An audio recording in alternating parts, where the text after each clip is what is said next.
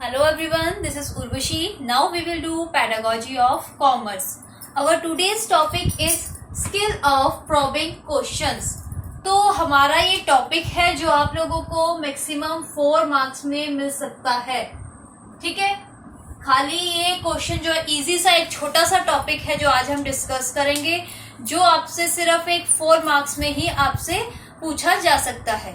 तो what is probing question, skill of probing question. According to Thring, teaching means skillful questioning to force the mind to see, to arrange and to act. तो इसका जो basically इसका मतलब ये हो गया probing questions का कि एक सीरीज क्वेश्चंस की आप अपने स्टूडेंट से पूछते हैं. मान लीजिए आपने स्टूडेंट से पूछा कि व्हाट इज बिजनेस, ठीक है, तो उन्होंने आंसर दिया. ठीक है, उसके बाद उसी से रिलेटेड आप 4 to 5 क्वेश्चंस एक सीरीज में पूछते हैं उसी चीज से रिलेटेड.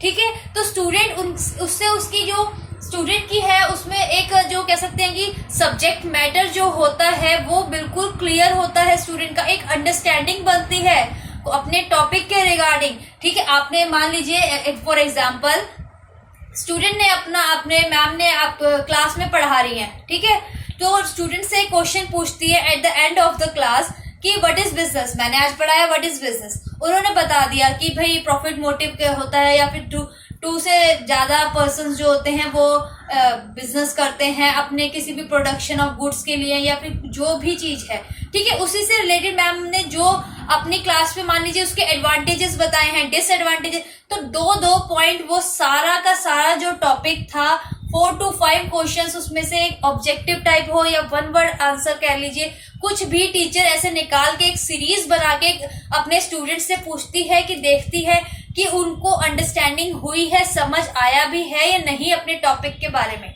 ठीक है, तो वो क्या हो गया हमारा स्किल्स ऑफ प्रॉबिंग क्वेश्चन. तो इसमें क्या होता है, स्टूडेंट जो होता है देखता है, ठीक है, उसके बाद उसे अरेंज करता है, उसके बाद एक्ट करता है कि क्या उसने पढ़ा है, क्या उसने समझा है, कितना उसे समझ आया है किसी भी चीज से रिलेटेड जो आपको मैम आपकी क्लास में आपकी टीचर आपको पढ़ा रही है. ठीक है, तो इसमें एक कह सकते हैं एक सीरीज ऑफ क्वेश्चंस की सीरीज चलती है. ये नहीं है कि आपसे एक क्वेश्चन पूछा, एक स्टूडेंट ने कहा कोई रिस्पॉन्स नहीं आया, ठीक है, नेक्स्ट स्टूडेंट से वही क्वेश्चन पूछा फिर उसका रिस्पॉन्स नहीं है. सब एक ही क्वेश्चन नहीं पूछते हैं, सीरीज जो होती है क्वेश्चंस की चेंज होती रहती. एक से पूछ लिया, चलिए दूसरे से पूछ लिया. ठीक है, अगर उसने उस चीज का आंसर सही दे दिया तो आपसे उसी टॉपिक से रिलेटेड और क्वेश्चन 4 to 5 क्वेश्चन जो होते हैं टीचर आपसे आस्क करती है, पूछती है. तो ये हो गया हमारा skills of probing questions. Next आ जाते हैं हमारे what are the components skills of probing questions के क्या होते हैं.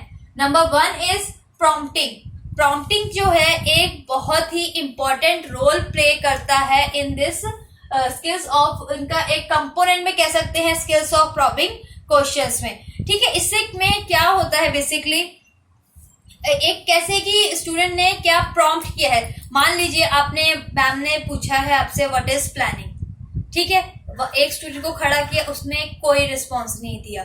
ठीक है, उसी से उसको एक क्वेश्चन को पूछने का मतलब वही था कि प्लानिंग क्या होती है, लेकिन एक अलग से कुछ पूछ लिया कि प्लानिंग की भाई आंसर जो है सेम है दोनों चीजों का, प्लानिंग का भी, what do you mean by planning का भी, अब डिफाइन प्लानिंग का भी सेम ही है. कि मैम आपसे पूछ रहे हैं मान लीजिए कि व्हाट इज प्लानिंग, तो आपको समझ नहीं आया कि प्लानिंग क्या होती है, लेकिन मैम ने आपसे पूछा कि डिफाइन प्लानिंग की हाउ टू प्लान, कि किसी चीज का अगर प्लान करना है, या मैम ने आपसे मान लीजिए आप ही मदर टंग में बात करी, ठीक है, व्हाट इज प्लानिंग, कि कैसे प्लानिंग करते हैं, तो स्टूडेंट ने उसका एकदम से आंसर दे दिया.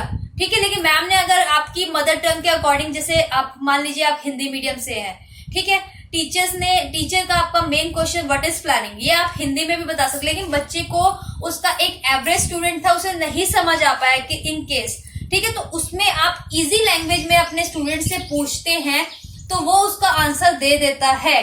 ठीक है, तो उसको उसे बताना चाहिए कि भाई बताना पड़ता है कि इसका मतलब जो मैंने आपसे पूछा है वो भी सेम ही मीनिंग है आप लोगों का. ठीक है, तो क्या हो गया, प्रॉम्प्टिंग का मतलब एक अच्छा एक इम्पॉर्टेंट रोल प्ले करता है ये एक ही क्वेश्चन आंसर आपका 2 to 3 क्वेश्चंस मैम ने आपके सामने रखे, लेकिन आंसर जो है उसका वो सेम एक ही है। नेक्स्ट आ जाता है हमारा सीकिंग फर्दर इंफॉर्मेशन।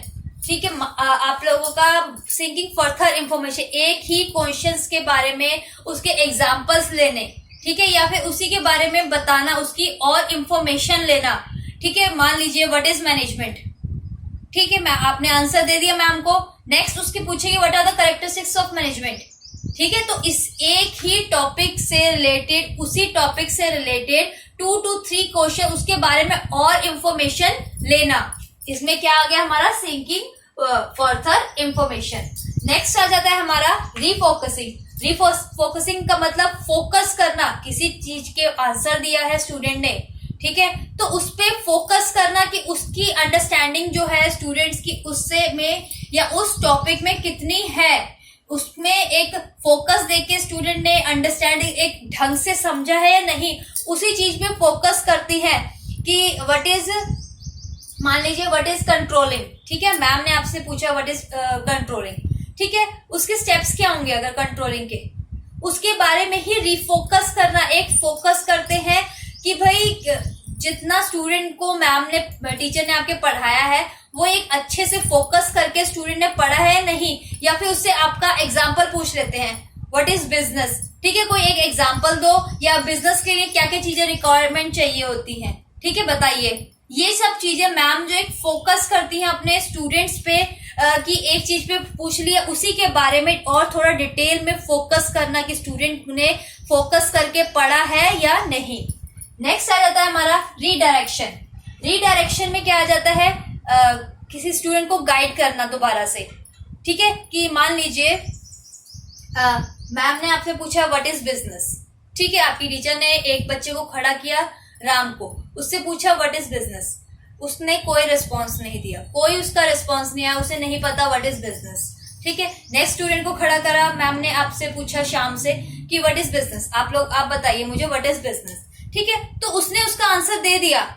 ठीक है, कि एक प्रॉफिट मोटिव करना है, प्रॉफिट या लॉस, कि एक बिजनेस जो है 2 to 3 पार्टनर्स में होता है, सिंगल पर्सन बिजनेस नहीं कर पाते हैं कई बारी, या फिर जैसे कह सकते हैं पार्टनरशिप है, पार्टनरशिप 2 to 3 पीपल में होती है, एक सिंगल जो पर्सन है वो पार्टनरशिप नहीं कर सकता है, या फिर बिजनेस के लिए एक या एक से ज्यादा लोग रिक्वायर्ड होते हैं। तो सेकंड पर्सन ने आंसर दे दिया, तो इसका मतलब रीडायरेक्शन, कि उसने कैसे आंसर दिया, एक से पूछा उसने आंसर नहीं दिया, सेकंड स्टूडेंट ने हमें आंसर दे दिया। ठीक है, नेक्स्ट आ जाता है इंक्रीजिंग क्रिटिकल अवेयरनेस। ये हमारा 5th पॉइंट है कंपोनेंट का। इससे क्या होता है, क्रिटिकल जो अवेयरनेस होती है स्टूडेंट में, वो इंक्रीज होती है। इसमें भी आपके 4 to 5 क्वेश्चंस आपका एक ही स्टूडेंट को मैम ने क्लास में खड़ा किया। ठीक है, आपने नेक्स्ट एक दिन मैम ने बोला कि आपका ऑरल टेस्ट होगा। ठीक है, स्टूडेंट्स पढ़ के आए या कुछ भी, या फिर नेक्स्ट क्लास में आपका ऑरल टेस्ट लूंगा जो आपको मैंने पढ़ाया है। ठीक है, इससे स्टूडेंट को कि कह सकते साथ के साथ एक आधे घंटे पहले जो स्टूडेंट ने पढ़ा था, क्या उसे वो रिमेम्बर है या नहीं। ठीक है, इससे उसकी जो क्रिटिकल अवेयरनेस है वो इंक्रीज होती है। कि मान लीजिए आपसे मैम ने पूछा है व्हाट इज कॉमर्स। ठीक है, व्हाट इज कॉमर्स, स्टूडेंट ने आंसर दिया, उसके बाद उसके व्हाट आर द मेरिट्स, उसके मेरिट्स क्या होंगे या उसके फीचर्स क्या होंगे, 2 to 3 क्वेश्चंस में करके उसने एक जो अपनी लास्ट क्लास में पढ़ाया था टीचर ने, उससे सारा का सारा समझ लिया। स्टूडेंट कितना अटेंटिव होके क्लास में सुन रहा था टीचर को अपनी, इससे ये पता चलता है स्टूडेंट की कितनी अटेंशन थी क्लास में। ठीक है, उसने जो भी आपकी क्लास में पढ़ाया गया वो स्टूडेंट ने कितने ध्यान से सुना। ठीक है, ये सब चीजें एक प्रैक्टिकली ऑरली टीचर्स को क्लियर हो जाती है कि कितने स्टूडेंट ने ध्यान से सुना है, कितनों ने नहीं सुना है, कितनों को कह सकते हैं कि प्रॉब्लम आई है इस टॉपिक को समझने में। ठीक है, तो ये हो गया हमारा एक छोटा सा टॉपिक है स्किल्स ऑफ प्रॉबिंग क्वेश्चंस। इसमें कोई डाउट हो तो आप लोग मुझे मैसेज कर दीजिएगा। ठीक है, थैंक यू एवरीवन।